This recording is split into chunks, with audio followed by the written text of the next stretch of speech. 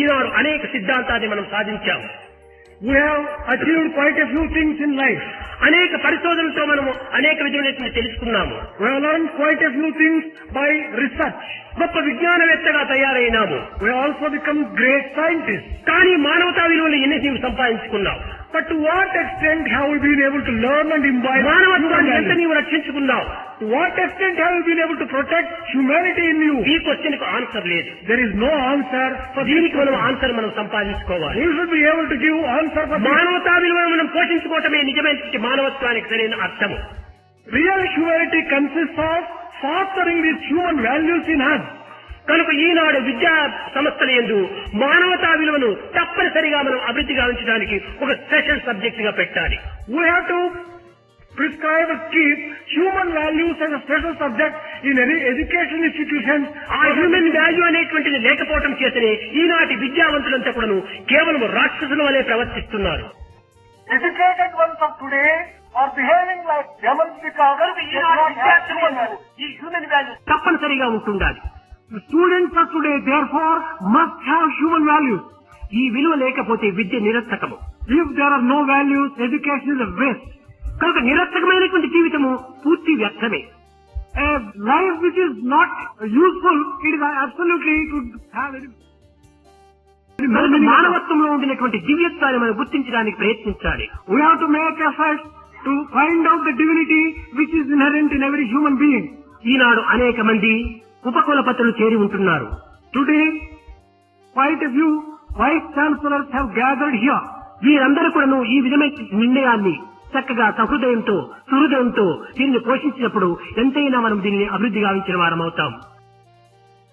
Vice chancellors will have to just spend a little time and take decisions on these aspects, and then we would have done a good. సాధ్యమైనంత వరకు కూడాను నా ఉద్దేశం ఏమనగా గొప్ప గొప్ప విద్యావంతులు మన భారతదేశంలో ఎంతో మంది ఉంటున్నారు. My own feeling is that as far as possible we have to do certain things. One thing is we have got number of great scholars in our country. ఇలాంటి వారందరూ కూడా చేరి ఈ యొక్క ఆదర్శవంతమైన యొక్క మానవత్వాన్ని కొంతవరకు పోషించడానికి ఒక విధమైన ఒక సొసైటీని స్టార్ట్ చేయాలి. All these great scholars in the country should come together and form a society for fostering such human ఈ values. విద్యా సంస్థ అనేటువంటిది ప్రభుత్వానికి సంబంధం లేకుండా ఉంటుండాలి. Educational institutions should not have anything to do with the government. ఈ ప్రభుత్వంతో సంబంధంగా ఉండినప్పుడు మన యొక్క భావాలు, మన యొక్క ఉద్దేశాలు, మన యొక్క ఆశయాలు ఏమాత్రం కూడా ఫలించలేవు. As long as you have such kind of control by the government, you will not be able to practice or you will not be able to fulfill your own విద్యా ideals. సంస్థనే ఒక ప్రత్యేకమైనటువంటి ఒక సొసైటీగా ఉంటుండాలి. There should be a separate society to look after the education. అప్పుడే ఈ institutions. ఆశయాన్ని చక్కగా అభివృద్ధి గావించవచ్చును. Then only we can foster and develop all the ideals. కనుకనే ఇది ఒక ప్రత్యేకమైనటువంటి స్వాతంత్రమైనటువంటి సంస్థగా తయారు కావాలి. There should be a separate and an independent and an autonomous institution. ఈ విధంగా చేసినప్పుడే మన ఆశయాలు, మన సిద్ధాంతాలు, మన యొక్క పవిత్రతను ఎంతైనా మనము ఆచరణలో పెట్టి ప్రచారం చేయడానికి అవకాశం ఉంటుంటుంది. Only then all our ambitions, all our ideas can be translated into practice and give them a practical shape. కానీ విద్యావంతులకు చాలా గొప్ప గొప్ప భావాలంతా ఉంటున్నాయి. The educated ones and great scholars have got a number of ideas and కానీ have, వారికి స్వతంత్రం లేకపోయింది. but they do not have the freedom. వారికి తగినంత స్వతంత్రం అందించాలి. We have to give them sufficient freedom. ఈ కులపతులు కూడా ఇటువంటి స్వతంత్రాన్ని కోరాలి. The vice chancellor also should aspire to have this kind of freedom. Responsibility మాత్రం ఇస్తున్నారే కానీ రైట్స్ మాత్రం ఇవ్వటం లేదు. Only responsibility is handed over to the vice chancellor, but rights are not given. ఈ రైట్ అండ్ రెస్పాన్సిబిలిటీ రెండు ఉంటున్నప్పుడు light and shadow మధ్య ఉంటుంటాయి. Only when rights and responsibilities go together, it will be like light and shadow. Light ఎక్కడ ఉందో shadow అక్కడ ఉంటుంది. Shadow ఎక్కడ ఉందో లైట్ అక్కడ ఉంటుంది. Where there is light, there will be a shadow. Where there is shadow, similarly there will be light. కనుక ఈ విధమైనటువంటి ఒక దీన్ని రైట్ అండ్ రెస్పాన్సిబిలిటీ తీసుకున్నప్పుడే మనం ఈ యొక్క మానవతా విలువలను ఎంతైనా మనం పోషించవచ్చు. Only when we have the responsibilities and the rights together, we will be able to foster and develop the human values. ఈ విధమైనటువంటి దీంతో ఉద్దేశాలతో ఈ ఐకమత్యంతో ఈ విధమైనటువంటి మానవతా విలువలను పోషించినప్పుడు భారతదేశము ఎంతైనా ఆదర్శవంతమైన దేశంగా రూపొందుతుంది. With this attitude, when we develop and foster human values, we can develop Bharat into a very great country. ప్రతి ఒక్క వ్యక్తికును ఇది నా సొంతం పని అనేటువంటి ఉద్దేశము అభివృద్ధి కావాలి.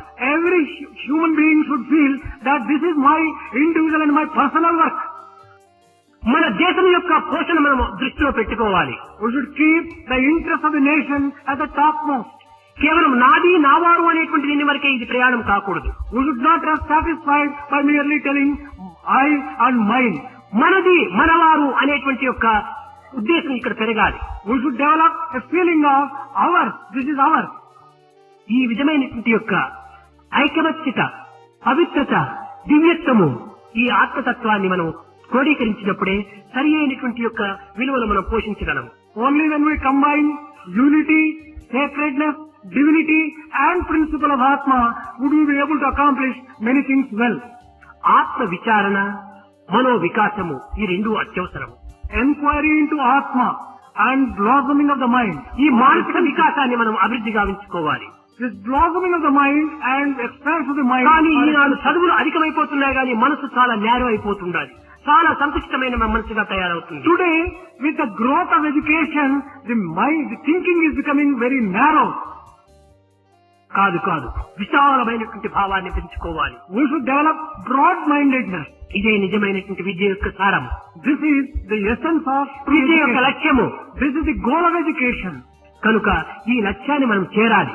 We have to reach this particular goal. పట్టిన పట్టేదో పట్టనే పట్టితి మీ పట్టు నడ్డిదాక అట్టే ఉండు.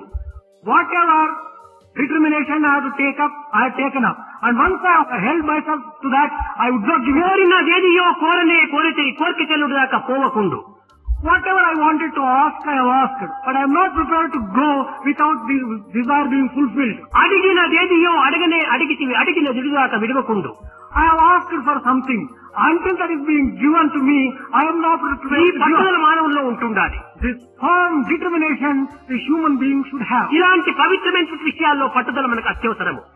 If particularly in such sacred things, that kind of ఇది నీకు determination, నాకు అవసరమైనటువంటిది కాదు, ప్రపంచ నిమిత్తమై చేసేటువంటిది. this is not for the sake of one, either you or me, but it is for the sake of world at large. దేశమంతా క్షేమంగా ఉన్నప్పుడే మన క్షేమం దేశంతో చేరి ఉంటుండాలి.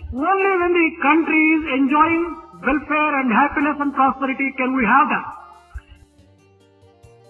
నా యొక్క ఆనందము, నా యొక్క సుఖమే నాకు ప్రధానం అనుకుంటే ఏమాత్రమూ ప్రయోజనం లేదు. If one goes on thinking his own joy and his own happiness are కనుక essential, దేశ క్షేమాన్ని మనం లక్ష్యంలో పెట్టుకోవాలి. we have to keep the welfare of the country as the most important thing. పవిత్రమైన భారతదేశం యొక్క విశిష్టతను మనం పెంచుకోవాలి. We have to foster and develop the sacredness of Bharat. ఈ సైన్స్ యొక్క దీని ప్రజ్ఞానంతో పాటు మన యొక్క ఆధ్యాత్మిక ప్రజ్ఞానాన్ని కూడా జోడించాలి. Along with the scientific knowledge, we have to bring about cosmic knowledge also. ఈ రెండింటిని నెగిటివ్ పాజిటివ్ మాదిరి మనం చేర్చుకోవాలి. We have to treat these two as the negative and positive and bring them ఈ together. కలియిక చేరినప్పుడే సరైనటువంటి యొక్క ఆనందం మనం లభిస్తుంది. Only when we bring them together, we can really get true delight. Science ప్రత్యేకము, ఆధ్యాత్మిక ప్రత్యేకము మనం విభజించరాదు.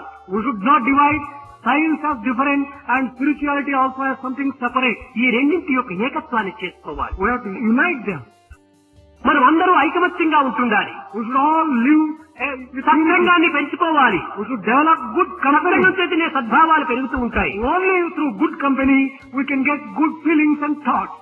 ఈ సద్భావముల చేతనే సత్కర్మలు ఆచరించడానికి వీలవుతుంది. Only such good thoughts can lead to good action. కనుకనే ఈనాడు మనకు సత్సంగం చాలా అవసరము.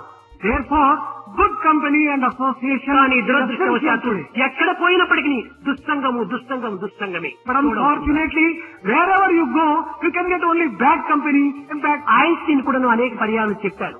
Tell me your company, I shall tell you what you are అని.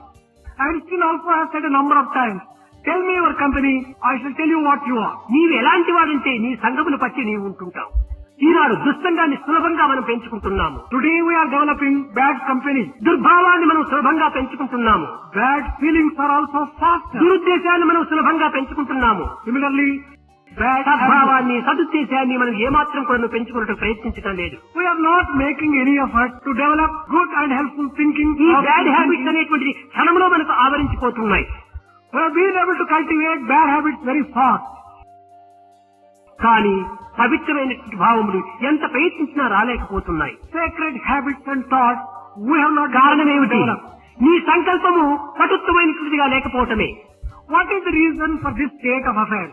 ఈనాడు సైన్స్ అనేటువంటి దానికంతా కూడాను మానవుని యొక్క జీవితం యొక్క సమర్థతను పెంచేటువంటి అధికారం లేదు. Science does not seem to have the capacity to develop equal-mindedness in man. ఒక్క ఆధ్యాత్మికానికి మాత్రమే ఈ యొక్క సమగ్రతను పోషించేటువంటి అధికారం ఉంటుండాలి. Only spirituality can develop integral approach in man.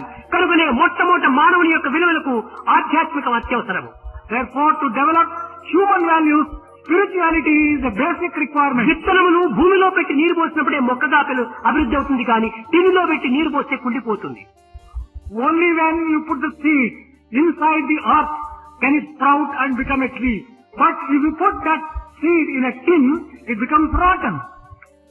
అదే విధంగానే మన మానవుని యొక్క విలువలంతా కూడా ఆధ్యాత్మికంలో పెట్టినప్పుడే అది అభివృద్ధి కాగలదు, కానీ కేవలం సైన్స్ లోనే పెడితే ఇది ఏమాత్రం అభివృద్ధి కావు.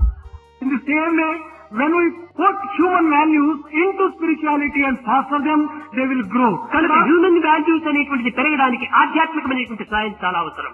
For the growth of human values, the soil of spirituality is essential.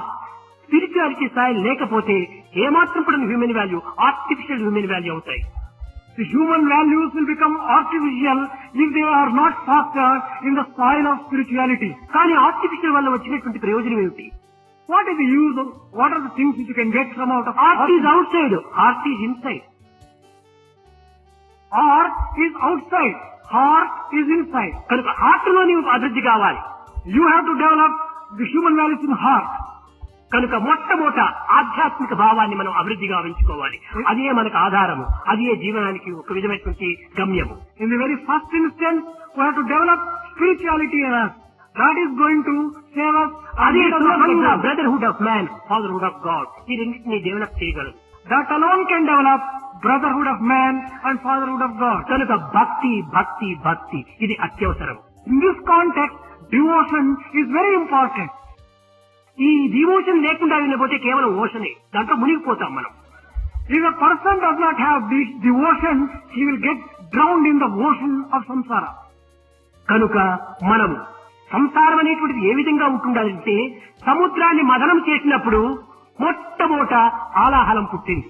If you want to understand samsara, you have to just see when the ocean was churned in the very first instance, the poison came.